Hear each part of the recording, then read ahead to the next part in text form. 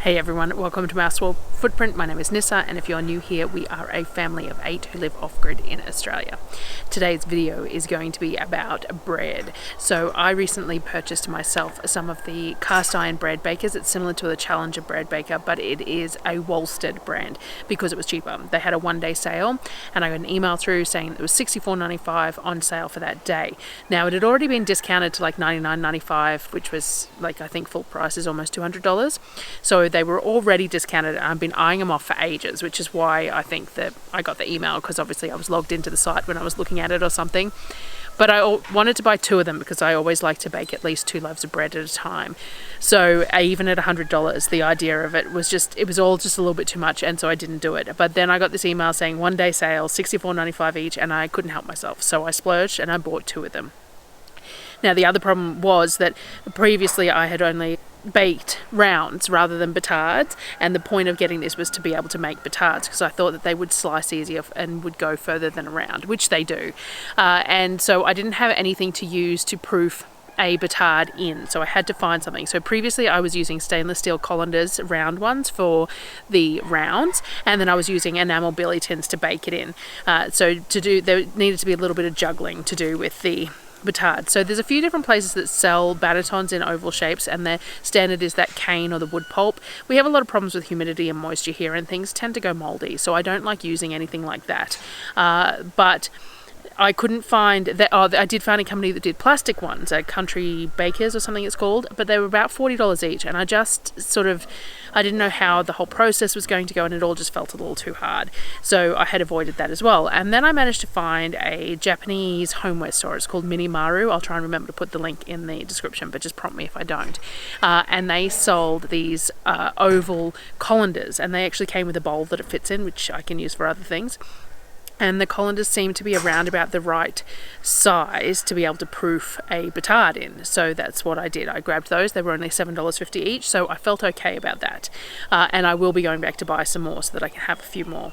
So I bought those to use as well. And then I've been baking bread since then. So what I've done is I've recorded 2 different occasions of baking bread, one with a slightly underproofed dough, just to show you the comparisons of them and how I did it and the process that I do and that sort of thing, because everyone was asking what my process was for baking this kind of a style, but also to give a review on these bakers, the cast iron bakers, and you know, a spoiler alert, I really enjoy it.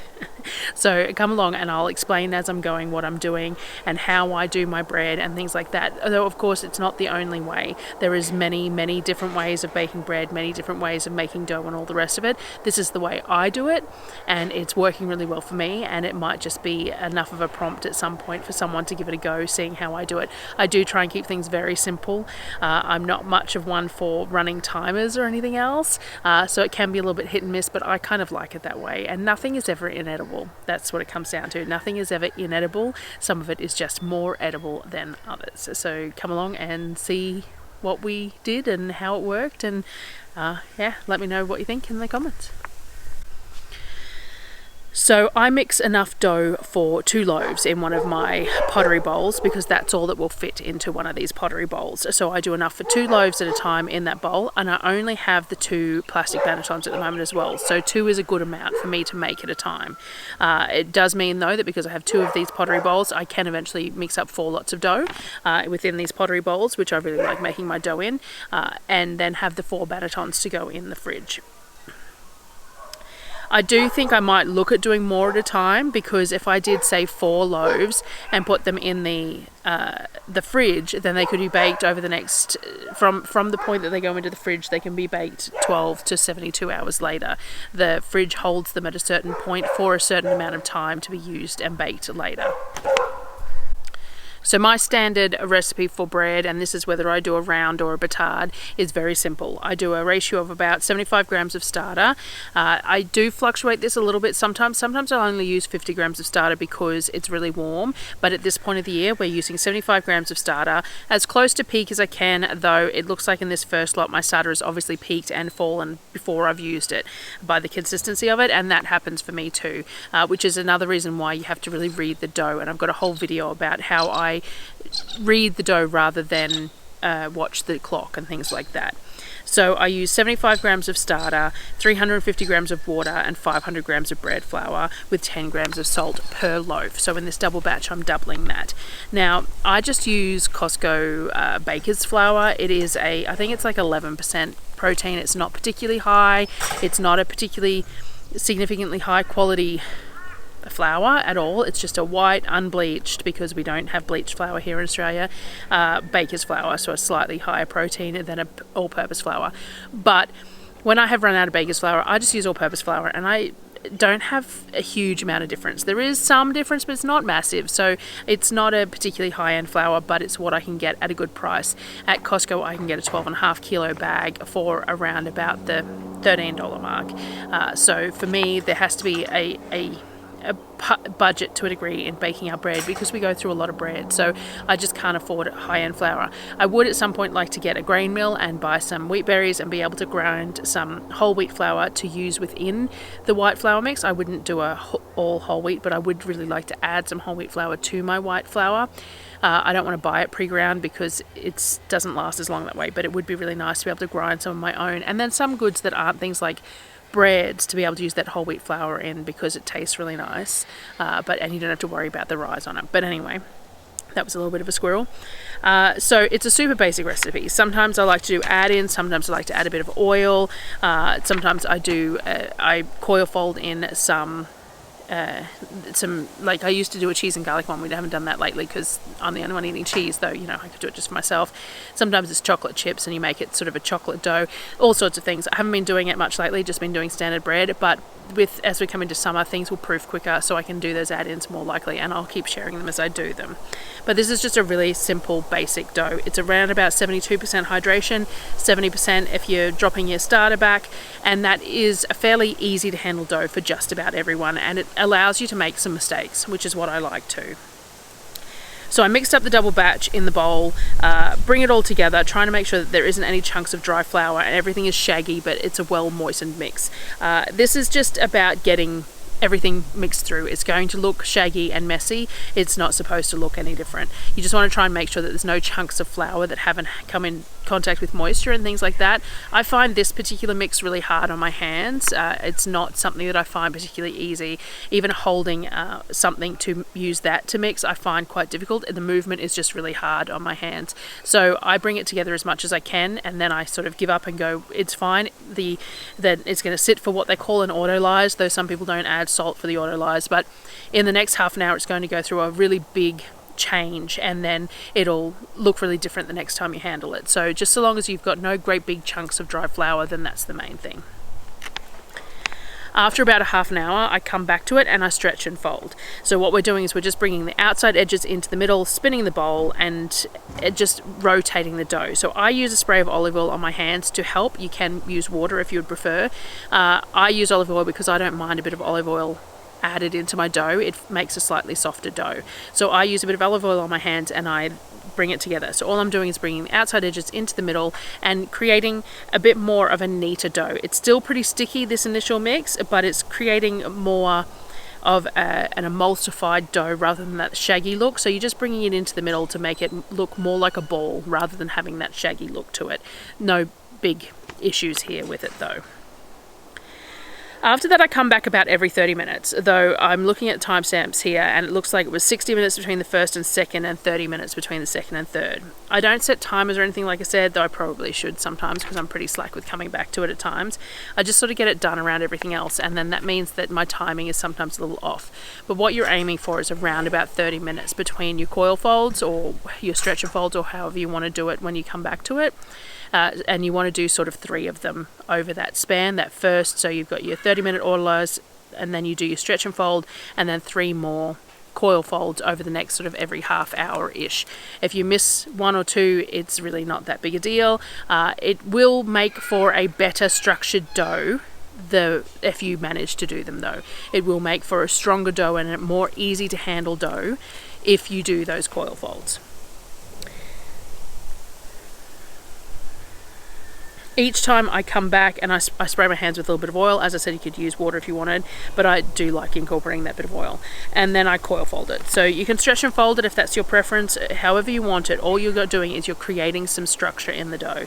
So what I tend to do is coil folding, because I've just found that I really like the end result with coil folding. I only started doing it about 12 months ago, and I have really enjoyed the way it has improved the structure of my dough. So all you're doing is you're picking it up in the middle, and then it is coiling in underneath. So the first time you do it, it takes quite a few times of lifting it for it to come away from the sides, and the dough will just pull away from the sides. Sometimes you get a bit stuck there, but most of the time it will just pull away from the sides. So you lift it up in the middle till it comes away, and coil it underneath, and lift it and coil it, and then you spin the bowl and do it the same the other direction. As I said, the first time it's going to take you quite a few movements to get it done, but by the third time that you're doing it, you find that you only have to just sort of lift it up a little bit, and the whole thing comes away from the bowl and tucks underneath, and then you spin it and you do it. And by that end of that third one, the dough sits in this really nice sort of pillowy ball in the middle of your bowl with a nice high tight structure to it, and it just looks like it's a better dough by the end of it. After that, I leave it to do its bulk proof. Now, there's lots and lots of science that you can use for this. There's air temperature versus the dough temperature, percentage of growth. It's all super fascinating, and reading it about it definitely helps you to understand the dough a little bit more and understand what's happening and why you're doing what you're doing. It gives you information on why a dough behaves differently in different temperatures. Like if it's a hot day that you're proofing it, then the texture of the dough is going to be different than if it's a cooler day when you're proofing it. Even if you've shortened the time, the higher heat is just going to cause that dough to feel differently than it would if the temperature was cooler, even when you're changing the times. Because it's change of season as well at the moment, I'm kind of winging most of it, because the temperatures are so variable throughout the day that you have to just base what you're doing by how the dough looks and what the temperature is in the area. By my timestamps, this loaf only bulk proofed for about 2.5 hours, which it wasn't really long enough. When I decided to shape it, I knew that it looked like it wasn't long enough, but it was sort of 7 o'clock at night and the temperatures were dropping, and I just wanted to get it done. Because my kitchen is out on the patio, I just wanted to end my day in the kitchen and get inside. So temperatures were dropping, I just went with it. So generally I aim for around about 4 hours at our current temp. So if I'm going to be doing a cold retard in the fridge, which is normally how I do it because it works with my routine, I only want it to have a maximum increase of about 50%. So I don't want it to double, I only want it to get to about 1.5 of itself. So at the moment the temperatures in my kitchen late afternoon are between 18 and 25 until the sun sets, and then the temperature dives rapidly. So in the middle of summer I might only need 2.5 hours for a bulk proof, but at the moment we're looking at around about 4 hours for a bulk proof, and this only did 2.5 hours. So I knew that it was going to be a little underproofed. So even though I felt like it needed a bit longer, I wanted to finish up for evening, so I just shaped it and stuck it in the bannetons. So my shaping of petards is still a work in progress. I like to keep it super simple, so I don't do anything fancy. I didn't weigh my dough either. I just eyeballed it and split it in two. I have a tendency to overthink it when I'm shaping, so I am trying really hard just to make it a fluid movement that I just do. The more I do it, the easier it's going to be. And that's what I say with sourdough for everything too. The more you bake sourdough, the more you're going to understand how your dough works. The more you're going to understand how your environment impacts your dough and what you need to do to get the result that you want. And not everyone wants the same result. That's something to think about as well. So I haven't been pre-shaping, which I really think I should probably do, but at the moment my afternoons are crammed short because the sun's setting early and things like that. So what I tend to do with my petards is I do what they refer to as a stitching of the dough.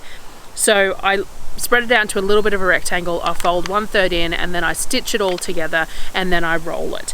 I use these plastic colanders that I got from MILLMERRAN, as I said, inside the bannetons, and they're working fantastically. I have some linen fabric, and I've cut and overlocked it, though I don't think all of them are going to be overlocked, so you might see some raw edges here. That I line the banneton with. I do like to use semolina as the dusting over the cloth. Some people use rice flour. You don't want to use just your plain wheat flour because the dough will absorb it and it will stick. So I like semolina. It's a larger grain, so the dough tends to not suck it in. It tends to just stay where it is. So I use semolina, dust it over the cloth, and then I've been flipping my dough seam side up and squeezing it together the opposite direction before placing it in the banneton. This is going to compensate for my lack of shaping skills, but I also like the way it works, so that's what I do. And I have seen other people do it as well. So some people like to really roll it really tight and then use that. Some people roll it a bit loose and then they pinch it the second time. You're going to figure out what works for you and what you're capable of doing consistently too. There's no point going for a fancy shaping if you can't do it, because you're just going to stuff it up and then you're going to get pissed off at yourself. So you're better off doing something that is working for you, and this is so far what has worked for me. So I then sprinkle a little bit of semolina over the top and down the sides of the dough so it doesn't stick, fold the fabric over the dough and keep it covered in the fridge, and then I repeat for the second ball. These then go into the fridge for from 12 to 72 hours depending on when I want to bake. The next morning I preheated my Wollsted baker for 30 minutes in the hooded barbecue. Then I put them on the bench to give me a bit more room to work. So I think I need to buy myself some gloves of some sort, some thermal gloves that I can use for handling these bakers, because they are quite awkward to handle because they're so heavy and they do get very hot. And this is the one downfall of these cheaper Wollsteds over the Challenger bread pans. The Challenger ones have these side handles as well, which I think would make things really simple for taking the lids off and on. But at the same time, they were also 3 or 4 times the price. So I'm happy with my buy, very, very happy with my buy. So it was still doable even with a couple of tea towels, but it is a little awkward. I set myself up some trivets to put the base on and then a cutting board to place the lid on, so I set up my space before I did it, which makes it easier too. I gently turned the dough out into the bottom of the baker. I haven't put anything in the bottom of the baker. No, some people use silicone in the bottom, things like that. I haven't found it necessary. I just place it straight in the bottom of the baker. And again, as I'm doing all this, I'm aware that it's all a little underproofed. So I've given it a really firm score all the way down the middle. I just used the blade from a Stanley knife. I'd really like to get one of the lames that have the round handles one day, but for the moment I just use a blade from a Stanley knife, and then put the lid back on and moved it back to the hooded barbecue and repeated the process with the second loaf. After 25 minutes I removed the lids. I can do this over at the barbecue, but I wanted to show the process to you guys, so I brought it over to the trivets to do so. So I just remove the lid. There's some decent oven spring, but the texture on the tear on the top of the dough made me lean towards it being underproofed as well. There's a different texture to an underproofed dough. It is more, it doesn't have the gluten strands in it. It's smoother than a well-proof dough, but I was still pretty darn happy with how it was looking. And these bakers are key for that. They really help with the oven spring. An open bake is not really feasible in my kitchen because I use the barbecue. If you've got the right type of oven, you can do open bakes with a pot with a container of water to create steam, but because I can't do that, this is the key to doing it. These bakers are the key to the steam being released within the space and letting the dough do what it needs to do. I have used Dutch ovens before. I definitely have not had anywhere near this good a result with Dutch ovens. The shape of this really just lends towards it working, but also I really want to be able to do petards, so I'm very happy with this. After about 18 minutes further in the barbecue without a lid on, I felt like the color was good, so I removed it to a cooling rack. It can take 15 to 20 minutes. It really depends on what temperature you've got and the bread and things like that. It was about 18 minutes for this. I let it cool for as long as I could manage to wait, which is only about 45 minutes on the timestamps, and definitely not as long as I should have left it to cool, but you know, that's what happens with fresh bread. The uneven crumb with the dense bottom and the bigger holes in the middle shows that the dough was definitely a bit underproofed. It's definitely slightly more dense than it should be, but still perfectly edible, and we thoroughly enjoyed it regardless. It does have a little bit of moisture to it, so it's a little bit tacky, and it has that line of dough at the base there that just hasn't really done much. It's a little bit more dense than the rest of the dough, and then the uneven holing in the crumb as well. So that's just all signs of being underproofed, but well and truly edible, well and truly enjoyable and tasty and all the rest of it, just that little bit underproofed. So I did a second batch the next couple of days to show some comparisons. If you don't want to watch it all over again, feel free not to. But I wanted to show you a second batch, and this one is slightly better proofed, and it's just a second way of doing it. So I just thought it was worth showcasing the process twice over with different occasions and differences between it. As I bake bread more and more, and especially if you guys watch my daily videos or my every second day videos post my grocery haul and coming into summer, you'll see far more versions of this bread made. But I just wanted to give this, you know, this insight to seeing this basically the exact same process done, but a couple of days apart with slightly different weather.